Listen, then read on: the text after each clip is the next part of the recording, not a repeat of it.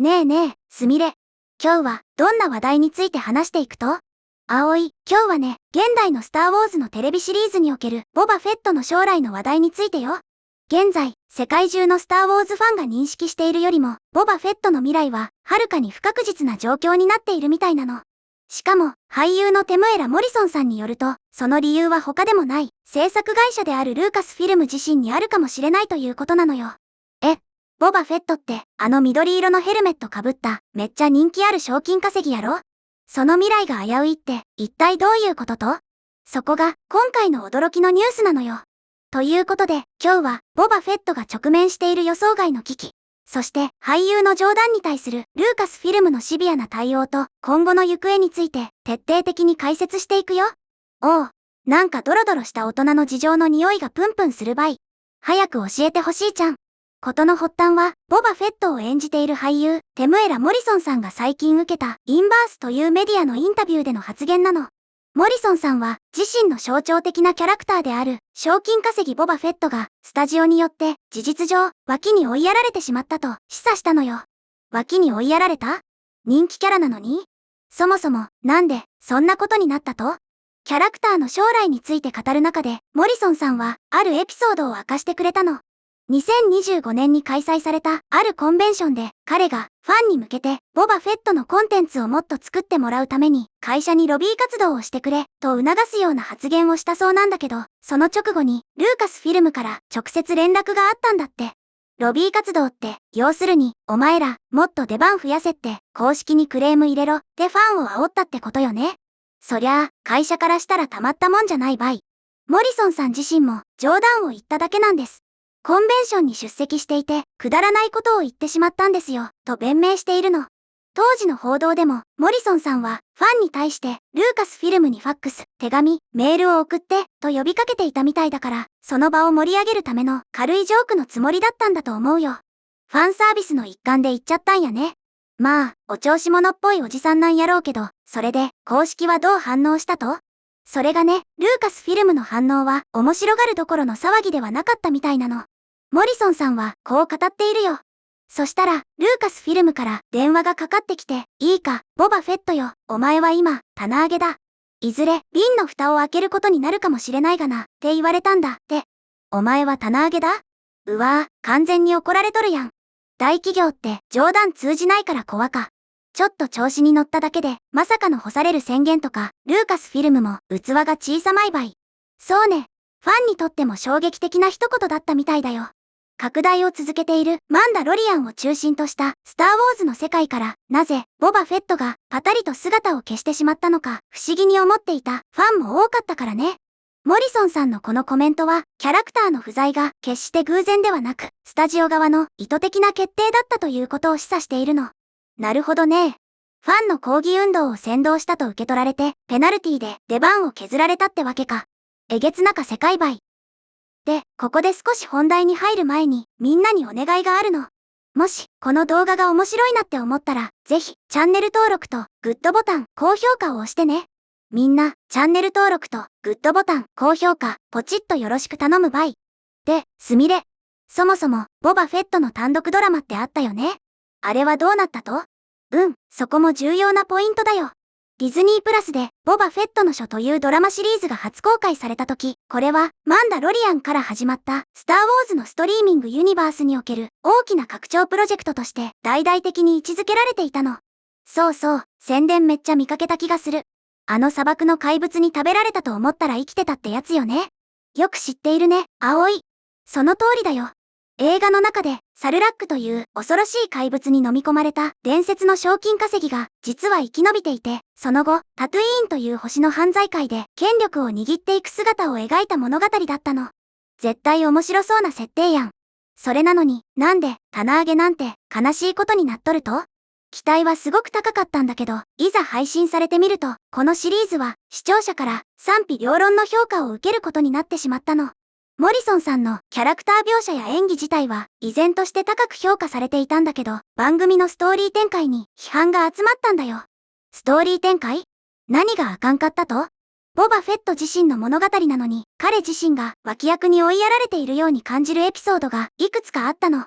特に別のドラマの主人公であるディン・ジャリン、マンダロリアンと大人気のキャラクターであるグローグー、通称ベビー・ヨーダに焦点を当てたエピソードが組み込まれていたことが大きかったみたい。ボバフェットのドラマやのに別のドラマの主人公がしゃしゃり出てきて主役を食っちゃったってこと？何それ、主役の面目丸つぶれやん。ウケる。葵、笑い事じゃないの。ファンの中には実質的にマンダロリアンのシーズン 2.5 だと揶揄する声も少なくなかったのよ。それでもモリソンさん自身はこうした批判があっても番組がさらに追加のシーズンにつながっていくと信じて疑わなかったみたい。まあ、主役張ってる本人はそう思うわな。モリソンさんは当時を振り返って僕にとって大きな出来事だった。ボバフェットのようなシリーズに出演し、みんなウェンと仕事をしていると、ああ、これだ。俺はもういない。シーズン2、3、4と続くんだ、と思い始めたんだ、と語っているの。フラグ立ちまくりやん。で、現実はどうなったと？葵の予想通り、その期待は実現しなかったの。ルーカスフィルムは、ボバフェットの書の第2シーズンを公式に発表したことは、これまで一度もないのよ。このシリーズの現在の方向性は、ディズニープラスの共有ストーリーライン内にある、他のプロジェクトに重点を置いているように見えるの。完全にはしご外されとるやん。かわいそうに。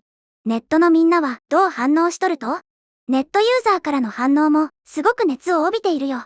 例えば、モリソンがあんなにスターウォーズを愛してくれているのに、ルーカスフィルムの対応は冷たすぎる。冗談に切れるなんて余裕がなさすぎる、と同情する声や怒りの声がたくさん上がっているの。一方で、役者がファンを扇動して会社にプレッシャーをかけるような発言は、やっぱりプロとして軽率だったんじゃない？と、スタジオ側の立場に理解を示す意見もあるんだよ。さらには、ボバフェットの書の出来が微妙だったのは事実だから、冗談のせいだけじゃなくて、純粋にビジネス的な判断で後回しにされただけでは？という冷静な分析をしているファンもいるの。なるほどね。いろんな意見があるちゃんね。でも、冗談に目くじら立てる会社も会社やし、作品の評価も微妙やったなら、どっちも、どっちって気もするばい。でもさ、すみれ。これって、競合の記事とかニュースでは、役者の出現で干された、って部分ばっかり強調されそうやけど、他に理由はないと？そこが、葵の鋭いところね。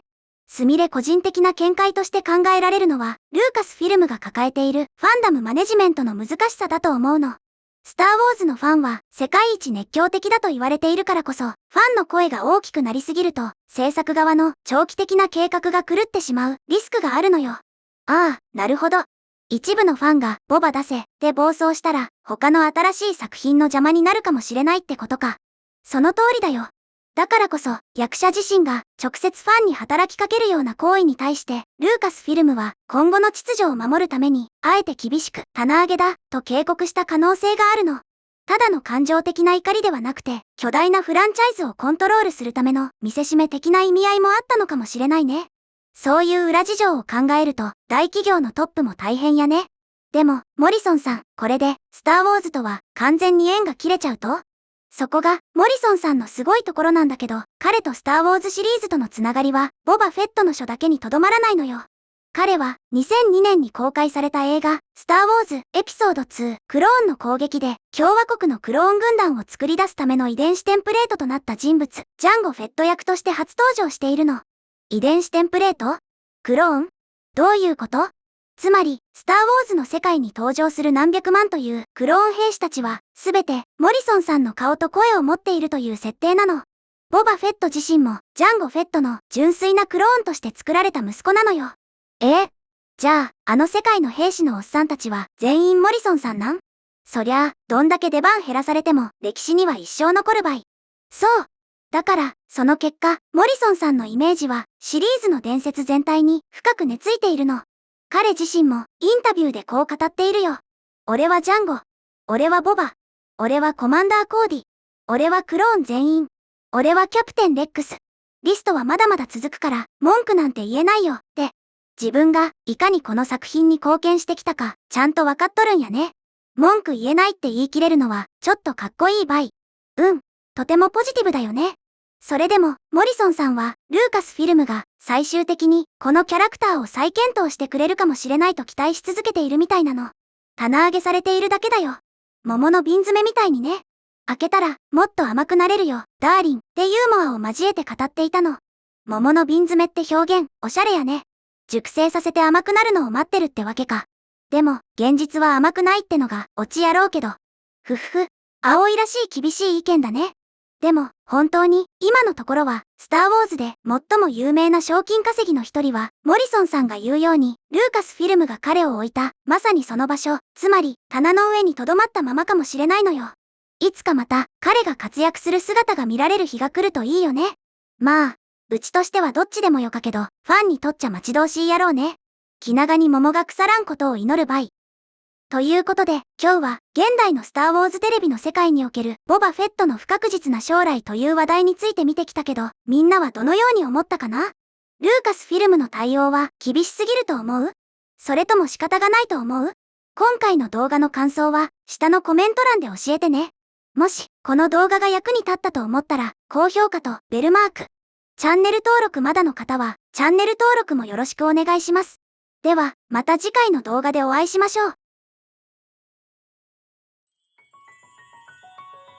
すみれの最新動画は左、おすすめ動画は右です。どちらも見てくれると嬉しいな。